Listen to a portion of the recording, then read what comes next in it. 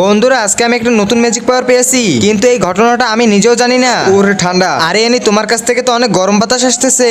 আরে তাড়াতাড়ি চলো সবাই, এই সত্যি তো তোমার কাছ থেকে গরম বাতাস আসতেছে। আরে মনে হয় আমি যখন গরম খাবার খাবো তখন আমার চারপাশ গরম হয়ে যাবে। এনি আজকের পর থেকে আমি তোমার পাশে বসে কাজ করব। হ্যাঁ এনি আমিও তোমার পাশে বসে কাজ করব।